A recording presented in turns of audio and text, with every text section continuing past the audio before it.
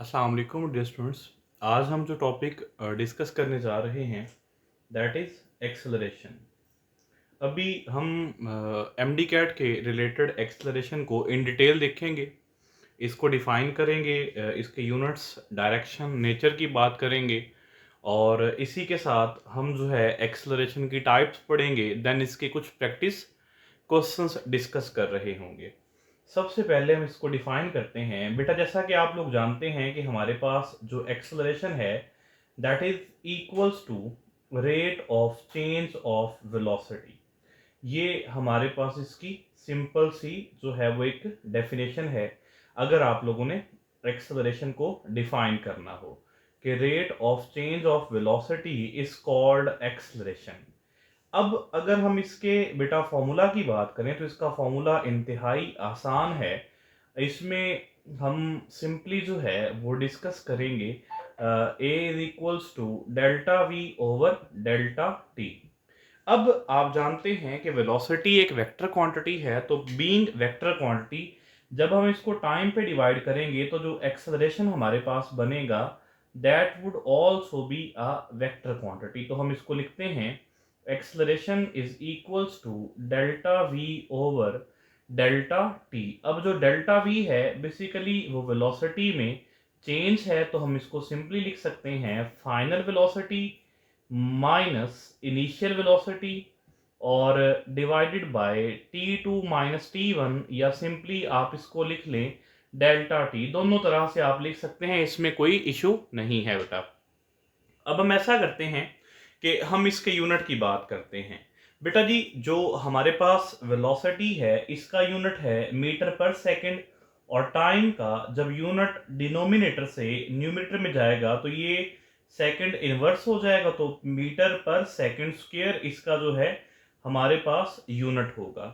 बेटा जी अब हम पहले डिस्कस कर चुके हैं कि ये वेलोसिटी वेक्टर क्वांटिटी है, तो जब हम वेक्टर क्वांटिटी को टाइम यानी कि स्केलर से डिवाइड करेंगे तो जो आंसर आएगा ना वो भी वेक्टर ही आएगा। तो acceleration will be a vector quantity.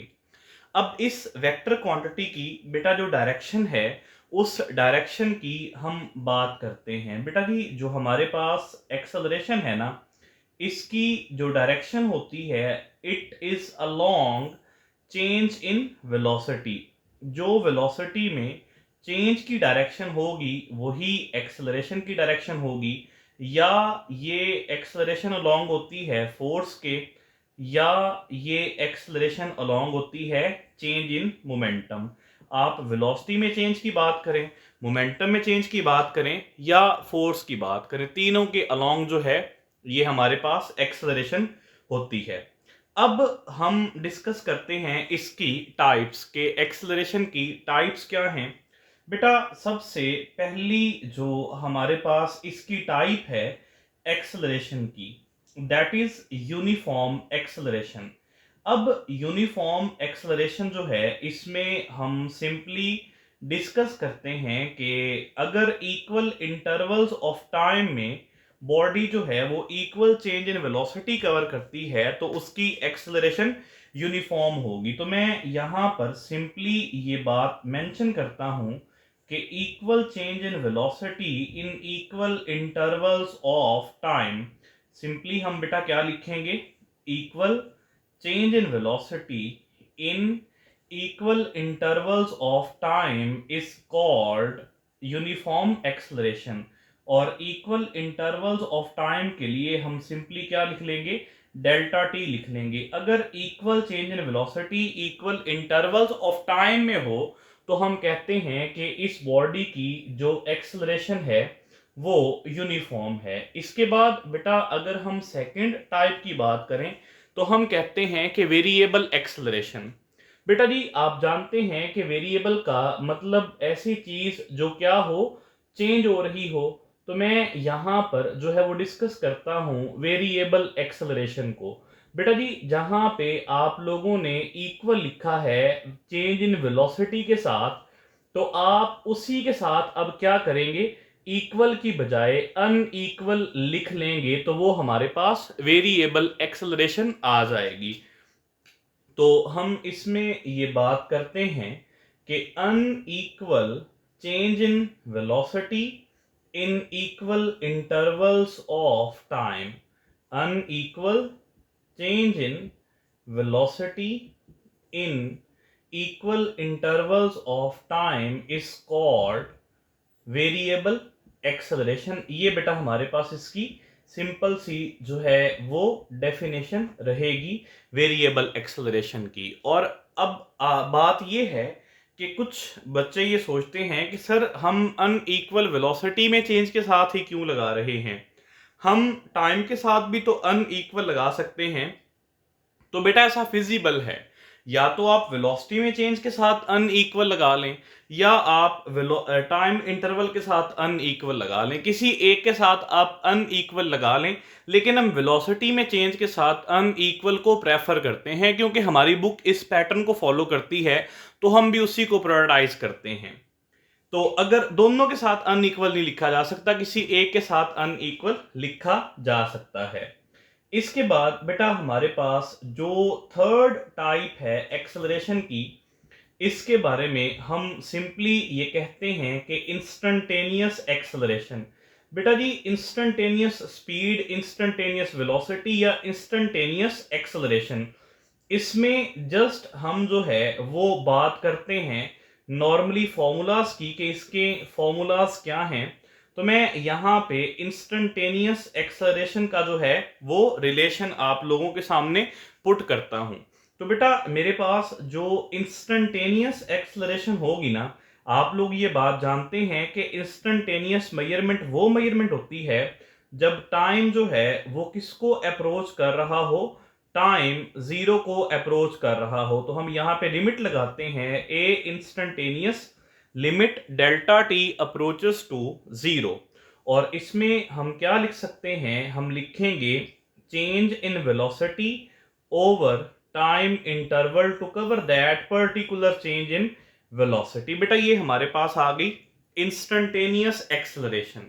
इसके बाद अगर हम बात करें बेटा फोर्थ टाइप की, दैट इज एवरेज एक्सेलरेशन। तो हम यहां पर जो है वो एवरेज एक्सेलरेशन को डिफाइन करते हैं।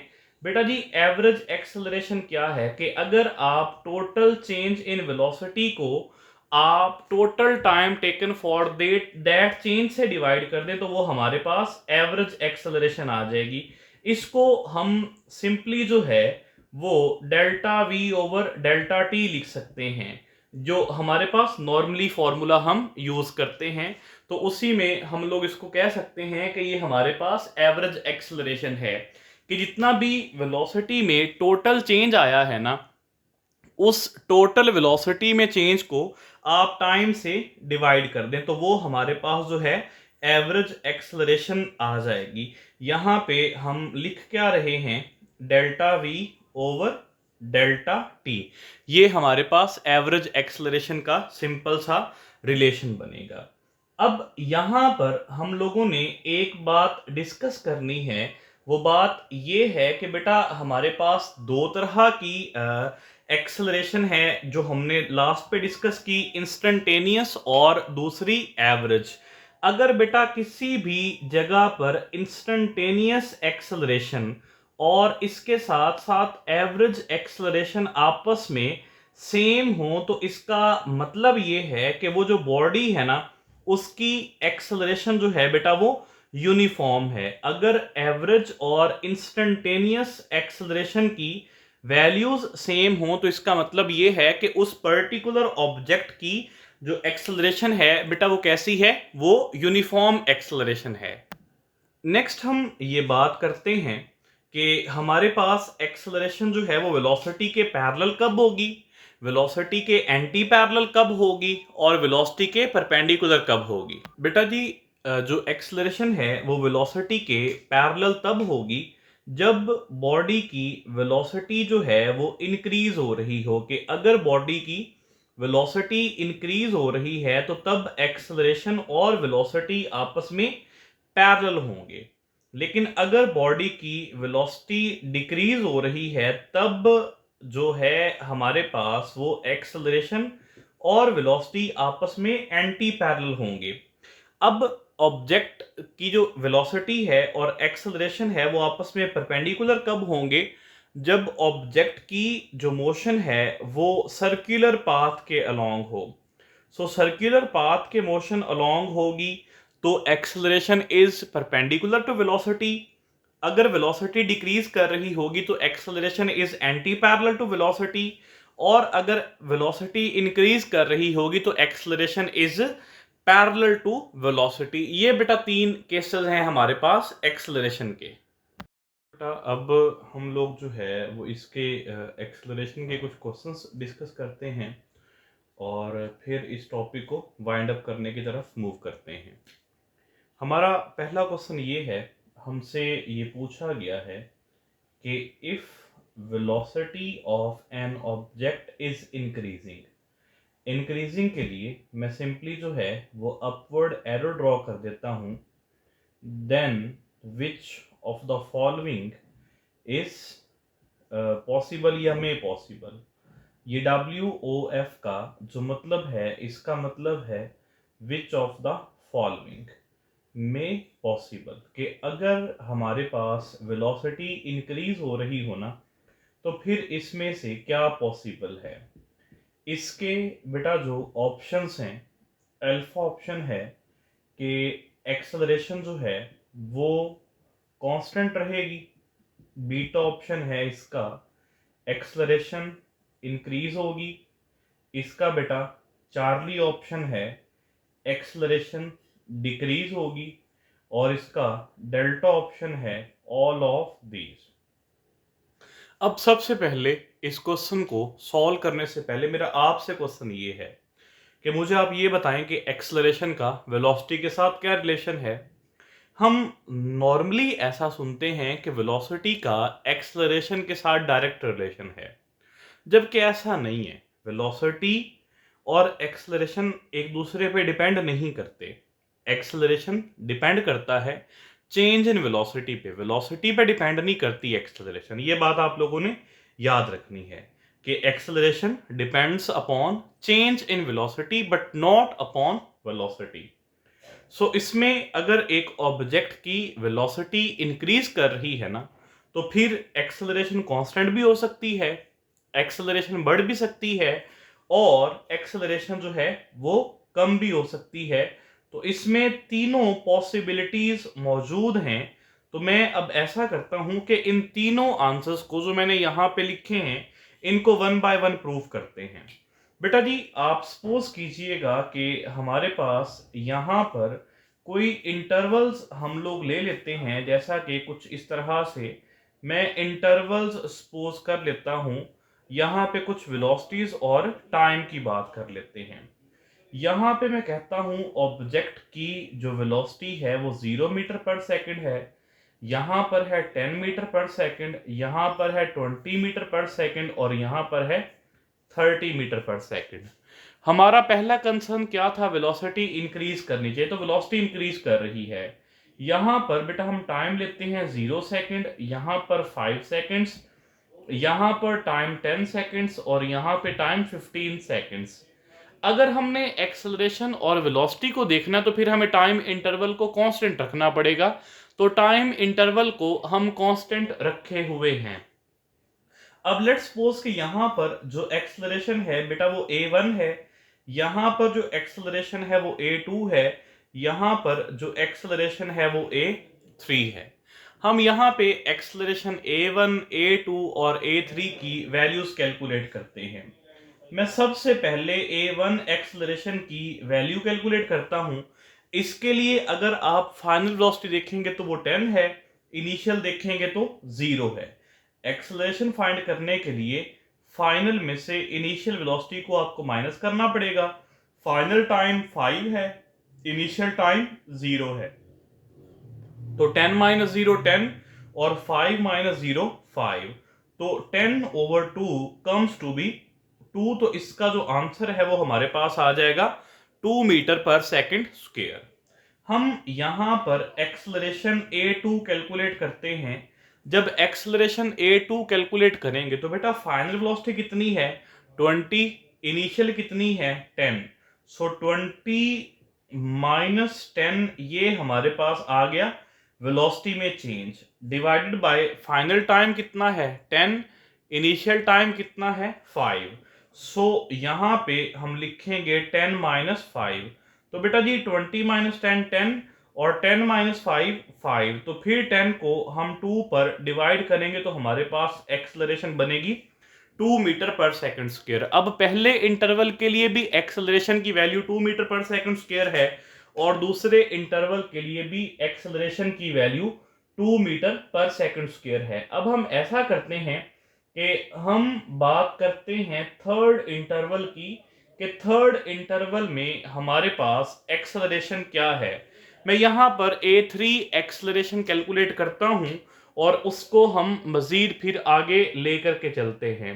हम A3 जब एक्सेलरेशन कैलकुलेट करेंगे तो आप देखेंगे फाइनल वेलोसिटी 30 है और इनिशियल वेलोसिटी 20 है। तो आप यहां पर लिखेंगे 30 - 20, फाइनल टाइम हमारे पास है 15, इनिशियल टाइम है 10। तो 15 - 10, तो बेटा 30 - 20 भी आप लोगों के पास 10 बनेगा और 15 - 10 जो है 5 बनेगा। तो फिर 10/5 again comes to be 2 meter per second square. अब हमने ये प्रूफ किया कि अगर एक बॉडी की वेलोसिटी इंक्रीज कर रही है तो उसके बावजूद भी एक्सेलरेशन कांस्टेंट रह सकती है। लेकिन अगर हम इसको माने डायरेक्ट रिलेशन है तो फिर तो एक्सेलरेशन बढ़नी चाहिए, लेकिन एक्सेलरेशन की हर जगह पर वैल्यू जो है वो सेम आ रही है। इसी तरह से हम ऐसा करते हैं कि कुछ और इंटरवल्स जो है वो सपोज करते हैं और अपना जो है वो बीटा और चार्ली आंसर प्रूफ करते हैं। हमारे पास ये इस तरह के कुछ इंटरवल्स आ गए बेटा। यहां पे मैं कहता हूं टाइम 0 सेकंड है, टाइम 5 सेकंड्स है, टाइम 10 सेकंड्स है, टाइम 15 सेकंड्स है। हमने पहले कह लिया कि हमने टाइम इंटरवल को बेटा सेम रखना है क्योंकि हम एक्सेलरेशन और वेलोसिटी को देख रहे हैं। यहां पर हमारे पास वेलोसिटी है let's suppose 0 meter per second, यहां पर है 10 मीटर पर सेकंड, यहां पर है 30 मीटर पर सेकंड और यहां पर है 60 मीटर पर सेकंड। कंडीशन क्या दी गई थी? कंडीशन ये दी गई थी कि आपने वेलोसिटी को इंक्रीज करना है। तो हम वेलोसिटी को इंक्रीज ही तो कर रहे हैं, वेलोसिटी को तो कहीं पर भी डिक्रीज नहीं किया। तो बेटा पहले इंटरवल के लिए यहां पर जो एक्सेलरेशन है वो A1 है, दूसरे इंटरवल के लिए जो एक्सेलरेशन है वो A2 है और तीसरे इंटरवल के लिए जो एक्सेलरेशन है वो A3 है। हम यहाँ पे A1 कैलकुलेट करते हैं तो बेटा फाइनल वेलोसिटी 10 है और इनिशियल वेलोसिटी हमारे पास 0 है। फाइनल टाइम हमारे पास 5 है, इनिशियल टाइम हमारे पास 0 है। सो 10/5 comes to be 2 meter per second square. इसका बेटा जो सेकंड है उसकी फाइनल वेलोसिटी 30 है, आप ये देख सकते हैं, और इनिशियल वेलोसिटी 10 है। तो 30 - 10 और टाइम जो है बेटा वो फाइनल टाइम 10 है, इनिशियल टाइम 5 है। तो 30 - 10 20, 10 - 5 5। तो आप जब इसको डिवाइड करेंगे तो आंसर जो है वो 20/5 4 metre per second square answer बनेगा। आप इसी तरह से A3 एक्सेलरेशन कैलकुलेट करें तो फाइनल वेलोसिटी 60 है, इनिशियल 30 है। तो आप यहां पे लिखेंगे 60 - 30, फाइनल टाइम आपके पास 15 है, इनिशियल टाइम आपके पास 10 है। तो 60 - 30 30 बनेगा और 15 - 10 फिर 5 बनेगा। तो 30 को जब आप 5 पे डिवाइड करेंगे तो answer 6 metre per second square आ जाएगा। अब देखें यहां पर एक्सेलरेशन जो है वो इंक्रीज कर रही है, इसमें तो कोई भी दूसरी राय नहीं है। इसी तरह से हम चार्ली ऑप्शन प्रूफ करते हैं कि एक्सेलरेशन डिक्रीज भी कर सकती है अगरचे वेलोसिटी हमारे पास जो है वो इंक्रीज ही क्यों ना कर रही हो। इंटरवल्स फिर वही 0 seconds, 5 seconds, 10 seconds and 15 seconds. यहां पे velocity let's suppose 0 meter per second, यहां पर 20 मीटर पर सेकंड, यहां पर 30 मीटर पर सेकंड और यहां पर 35 मीटर पर सेकंड। देखें वेलोसिटी कहीं पे भी मैंने डिक्रीज नहीं की, वेलोसिटी 0 20 30 35 वेलोसिटी इंक्रीज ही कर रही है। यहां पर एक्सेलरेशन a1, यहां पर एक्सेलरेशन a2, यहां पर एक्सेलरेशन a3। अब यहां पे हम एक्सेलरेशन a1 कैलकुलेट करते हैं। बेटा फाइनल वेलोसिटी कितनी है पहले इंटरवल के लिए 20, इनिशियल कितनी है 0, सो 20 माइनस 0, फाइनल टाइम कितना है 5, इनिशियल टाइम कितना है 0। तो बेटा 20 minus 0 20 and 5 minus 0 5, so its answer is 4 metre per second square. ये हमारे पास जो है फर्स्ट एक्सेलरेशन आ गई इस क्वेश्चन की या इस इंटरवल्स के लिए। अब हम जो है वो नेक्स्ट एक्सेलरेशन जो हैं वो कैलकुलेट करते हैं a2 और a3, और देन हम इस आंसर को जो है वो कंप्लीटली जस्टिफाई कर चुके होंगे। यहां पर मैं एक्सेलरेशन a2 कैलकुलेट करता हूं। बेटा जब एक्सेलरेशन a2 कैलकुलेट की जाएगी तो फाइनल वेलोसिटी 30 है, इनिशियल कितनी है 20, तो 30 माइनस 20, और इसी तरह से डिवाइडेड बाय, बेटा फाइनल टाइम 10 है, इनिशियल टाइम 5 है, सो 10 माइनस 5। तो बेटा ये हमारे पास जो है वो 30 माइनस 20 10, और 10 माइनस 5 5, तो 10 को जब हम 5 पे डिवाइड करेंगे तो आंसर कितना आ गया 2 मीटर पर सेकंड स्क्वायर। पहले इंटरवल में 4 मीटर पर सेकंड स्क्वायर है, दूसरे इंटरवल में 2 मीटर पर सेकंड स्क्वायर है। आप a3 कैलकुलेट करें। जब a3 कैलकुलेट करेंगे तो फाइनल वेलोसिटी हमारे पास 35 है, इनिशियल वेलोसिटी 30 है, फाइनल टाइम हमारे पास 15 है, इनिशियल टाइम हमारे पास 10 है। तो 35 माइनस 35, 15 माइनस 10 5, तो 5/5 is 1 metre per second square answer आ गया। अब मैंने आपको जो पहली बात बताई ना कि वेलोसिटी पे डिपेंड ही नहीं करती एक्सेलरेशन। एक्सेलरेशन डिपेंड किस पर करती है, चेंज इन वेलोसिटी पर। आप जरा ये मुलाहिजा फरमाइएगा कि क्या जो बात मैं कर रहा हूं वो ठीक भी है, ये जस्ट ऐसे ही। अब यहां पे 10 माइनस 0, यहां पे चेंज जो है वो 10 मीटर पर सेकंड का है, यहां पर भी 20 माइनस 10 10 का चेंज है, इसी तरह से यहां पर भी 30 माइनस 20, यहां पर भी 10 का चेंज है। तो हर इंटरवल में चेंज 10 का आ रहा है। यहां पर देखें तो चेंज 10 का है, यहां पर चेंज देखें तो 20 का है, यहां पर चेंज देखें तो 30 का है, यहां पर चेंज देखें तो 20 माइनस 0 20 का है, यहां पर देखें तो चेंज 10 का है, यहां पर देखें तो चेंज 5 का है। यहां पर बेटा जब चेंज इन वेलोसिटी कांस्टेंट है ना तो एक्सेलरेशन भी कांस्टेंट, तो इसका मतलब ये है कि अल्फा आंसर भी पॉसिबल है। इसी तरह से जब वेलोसिटी में चेंज पहले 10 है, फिर 20 है, फिर 30 है, जब वेलोसिटी में चेंज इंक्रीज हो रहा है तो एक्सेलरेशन भी इंक्रीज हो रही है। इसका मतलब ये है कि बीटा ऑप्शन भी पॉसिबल है। चार्ली देखें कि जब वेलोसिटी में चेंज डिक्रीज हो रहा है तो एक्सेलरेशन भी डिक्रीज हो रही है। इसका मतलब ये है कि चार्ली ऑप्शन भी पॉसिबल है, ये भी हो सकता है। इस क्वेश्चन को करने के बाद हमने एक बात ये कंक्लूड की कि एक्सेलरेशन वेलोसिटी पे डिपेंड नहीं करता, it depends upon change in velocity. ये वेलोसिटी में चेंज पर डिपेंड करता है। जो मैंने आपको शुरू में बात बताई थी कि एक्सेलरेशन जो है वो वेलोसिटी की चेंज की डायरेक्शन में होता है। ये बात हम लोग अब यहां पे डिस्कस भी कर रहे हुए हैं। अब यहां हर केस में, चाहे फर्स्ट केस हो, चाहे सेकंड केस हो, चाहे थर्ड केस हो, हर केस में एक्सेलरेशन और वेलोसिटी आपस में पैरेलल होंगे, क्योंकि वेलोसिटी क्या हो रही है इंक्रीज। अब हमें कैसे पता चलेगा कि पैरेलल है या एंटी पैरेलल? तो बेटा वेलोसिटीज आप जहां पर भी देखेंगे पॉजिटिव होंगी, एक्सेलरेशन भी जहां पर भी देखें पॉजिटिव हैं, तो दोनों के साइन सेम हैं। इसका मतलब ये है कि जब वेलोसिटी जो है वो बढ़ रही है तो पॉजिटिव है, वेलोसिटी पॉजिटिव, तो इसका मतलब एक्सेलरेशन भी पॉजिटिव। तो दोनों के साइन सेम है, तो दोनों क्या होंगे बेटा, पैरेलल होंगे।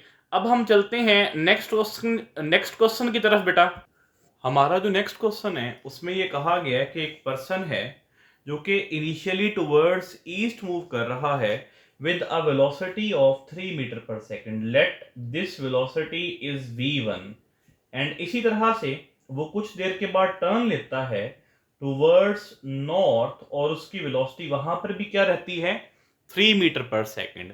और इसके लिए जब वो टाइम कंज्यूम करता है ना, वो टाइम कंज्यूम करता है बेटा 3 सेकंड्स। तो इसके लिए आप लोगों ने एक्सलरेशन बतानी है। जी बेटा जल्दी से इसका स्क्रीनशॉट लीजिएगा और इसको सॉल्व करके आंसर कमेंट्स में बताइएगा।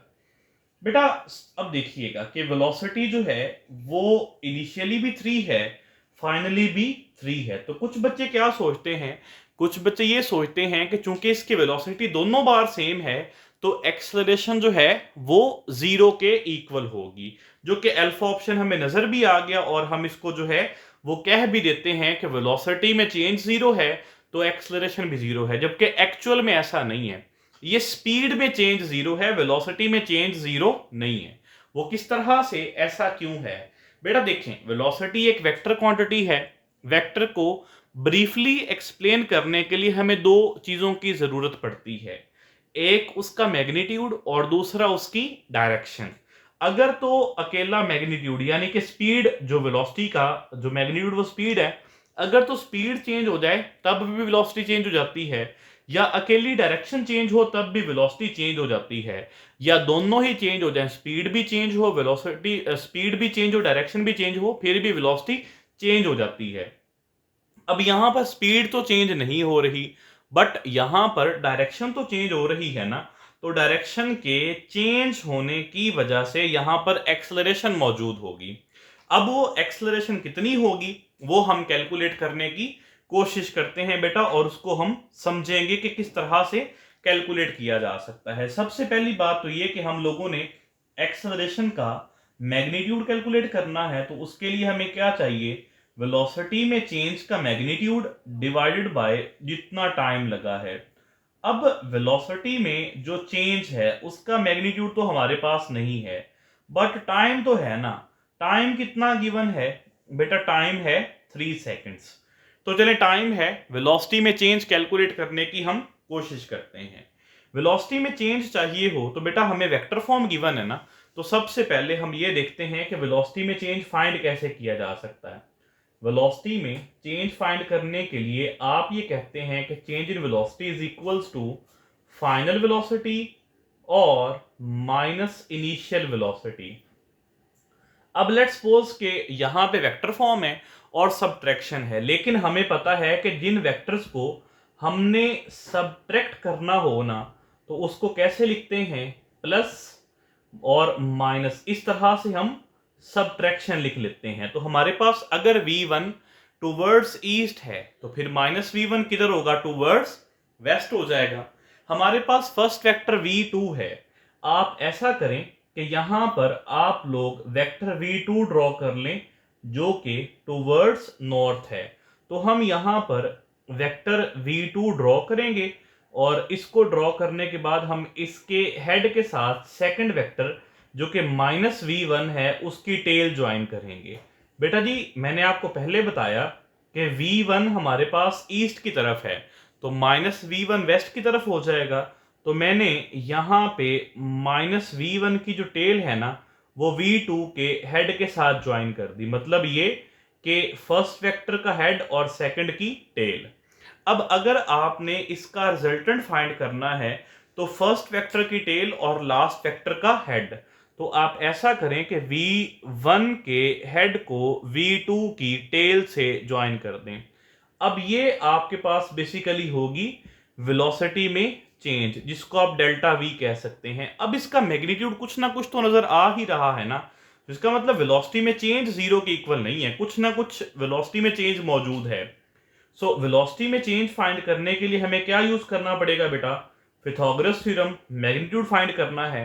अब v2 कितना है 3 और v1 कितना है मतलब नेगेटिव में -3 और उसका स्क्वायर। बेटा जी जब आप नेगेटिव का स्क्वायर लेते हैं आप जानते हैं वो भी पॉजिटिव हो जाता है। तो पहले 3 का स्क्वायर 9 और फिर दूसरे -3 का स्क्वायर भी 9, तो 9 + 9 18। 18 को आप लिख सकते हैं 9 मल्टीप्लाइड बाय 2 और इसके ऊपर स्क्वायर रूट। बेटा जी जो 9 का स्क्वायर रूट है आप जानते हैं 3 होता है और 2 परफेक्ट स्क्वायर नहीं है, तो 3 इंटू स्क्वायर रूट 2 आ जाएगा। वेलोसिटी में चेंज हमारे पास किसकी इक्वल आ गया, 3 इंटू स्क्वायर रूट 2। 3 बेटा 3 से कैंसिल आउट, तो हमारे पास जो एक्सेलरेशन है वो किसके इक्वल आ गई, square root 2 meter per second square जो है वो इसकी हमारे पास एक्सेलरेशन आ जाएगी। अभी हमें ये कहा जाता है कि चलें एक्सेलरेशन तो आपने फाइंड कर दी, हमें इसकी डायरेक्शन भी फाइंड करके दें कि इसकी डायरेक्शन किसके अलोंग है। आप जानते हैं कि बेटा ये जो है ये हमारे पास नॉर्थ डायरेक्शन है और ये हमारे पास वेस्ट डायरेक्शन है। अब जो रेड एरो है वो बेसिकली वेलोसिटी में चेंज को शो कर रहा है, ना तो वो प्योरली वेस्ट की तरफ है और ना ही प्योरली नॉर्थ की तरफ है, बल्कि इनके इन बिटवीन है। सो हमारे पास जो एक्सेलरेशन है वो किधर होगी, acceleration is along change in velocity, और वो वेलोसिटी में चेंज है किसके along, that is along north west direction. तो ये बेटा हमारे पास एक्सेलरेशन की डायरेक्शन होगी नॉर्थ वेस्ट डायरेक्शन। बेटा जी नेक्स्ट क्वेश्चन हमारे पास ये है कि एक बॉल है जो कि इनिशियली 20 मीटर पर सेकंड से टुवर्ड्स वॉल मूव कर रही है और वॉल के साथ ये इलास्टिक कोलिजन परफॉर्म करती है। जब ये वॉल के साथ इलास्टिक कोलिजन परफॉर्म करेगी तो जाहिर सी बात है कि जिस वेलोसिटी से जाके ये इंसिडेंट होगी उसी वेलोसिटी से वापस आएगी। और हमें जो टाइम इंटरवल गिवन है वो 2 सेकंड्स गिवन है और हमें कहा गया है कि आप लोगों ने इसके लिए एक्सेलरेशन कैलकुलेट करनी है। हमें पता है कि एक्सेलरेशन का जो फॉर्मूला है वो v2 minus v1 over delta t की इक्वल है। अब v2 हमारे पास है opposite direction towards initial velocity, उसके लिए आ जाएगा नेगेटिव साइन क्योंकि ये इनिशियल टुवर्ड्स राइट है, फाइनल टुवर्ड्स लेफ्ट है। जब भी किसी वेक्टर की डायरेक्शन रिवर्स होती है तो वो पॉजिटिव से नेगेटिव में कन्वर्ट हो जाता है और v1 जो है वो हमारे पास किस में आ जाएगा, नेगेटिव में आ जाएगा, डिवाइडेड बाय डेल्टा टी और टाइम कितना है 2 सेकेंड्स। तो बेटा मुझे ये बताइएगा कि एक्स माइनस ट्वेंटी कितना हो जाएगा, -40/2। तो हमारे पास जो एक्सेलरेशन आएगी that is equals to -20 meter per second square. ये हमारे पास एक्सेलरेशन की वैल्यू आ जाएगी। अब आप ये देखिएगा कि हम ये कहते हैं कि अगर अगर एक बॉडी की वेलोसिटी बेटा यूनिफॉर्म हो, अगर एक बॉडी की वेलोसिटी क्या हो, यूनिफॉर्म हो, तो वेलोसिटी में चेंज नहीं आएगा। वेलोसिटी में चेंज नहीं आएगा तो फिर बेटा एक्सेलरेशन हमारे पास किसकी इक्वल होगी, 0 मीटर पर सेकंड स्क्वायर। अगर किसी भी बॉडी की वेलोसिटी यूनिफॉर्म हो तो वेलोसिटी में चेंज नहीं आएगा, तो जब वेलोसिटी में चेंज नहीं आएगा तब बॉडी के पास किसी किस्म की कोई एक्सेलरेशन भी मौजूद नहीं होगी।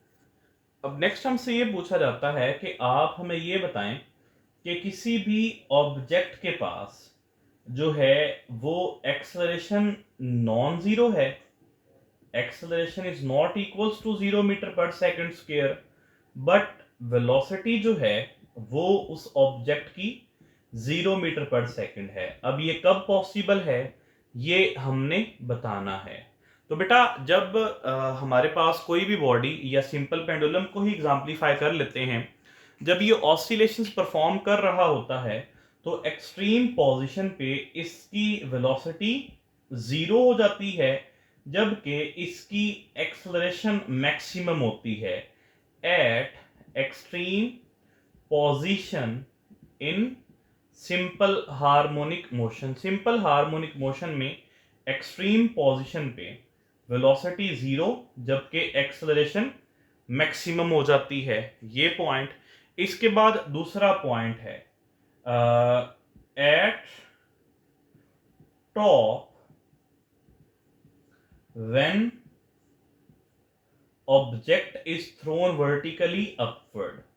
बेटा जब किसी ऑब्जेक्ट को वर्टिकली अपवर्ड थ्रो करेंगे ना तो टॉप पॉइंट पे जाने के बाद उसकी वेलोसिटी 0 हो जाएगी, बट उसकी जो एक्सेलरेशन है वो g के इक्वल ही रहेगी।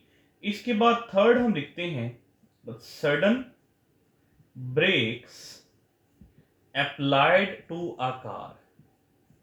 Sudden brakes apply to a car, के जब हम कार को अचानक से ब्रेक से अप्लाई करेंगे और कार रुक जाएगी तो उसकी वेलोसिटी में तो चेंज आएगा, तो वेलोसिटी में चेंज आने की वजह से एक्सेलरेशन होगी, बट वेलोसिटी उस इंस्टेंट पे जीरो हो जाएगी और एक्सेलरेशन नॉन जीरो रहेगी।